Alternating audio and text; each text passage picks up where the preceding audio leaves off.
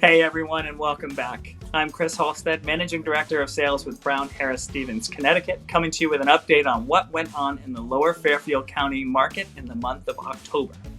So as I like to say, what happened? Well, at the risk of sounding very redundant, inventory has and remains to be our biggest hurdle. The available house and condo inventory at the end of the month was down 24% from the same time last year, and 75% lower than in the pre-COVID years. Now this has largely to do with interest rates, which crept above 8% for the first time in 20 years this time.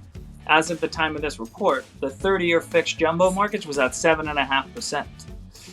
But you ask, why is this affecting inventory? Well, it said that 80% of homeowners are locked into a 30-year fixed mortgage at 5% or under. Those sellers are opting to stay in their homes and even make them work if they aren't ideal, rather than list, sell, and risk taking on a rate at a minimum of 3 points higher than where they are currently.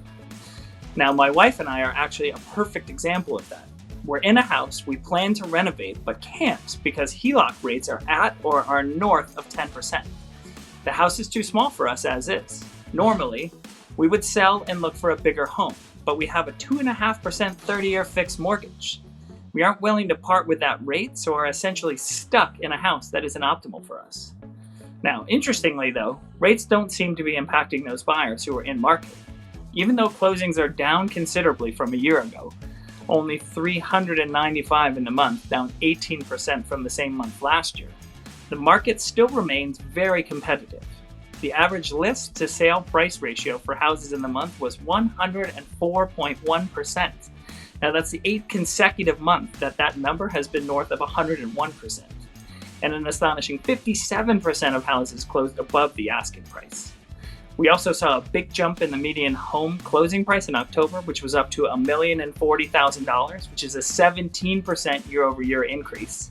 And in the luxury market, there were 14 closings above $5 million in the month of October, compared to only 6 in the same month last year. Now again, this is a lot of information to digest in a short period of time. So I'm going to urge everyone to read the market reports our own Brian Cleary publishes monthly and quarterly. They're an excellent resource for agents and clients alike. All right, that does it for the month of October. I'll see you next month for an update on what happened in November. Thanks, and have a great month, everyone.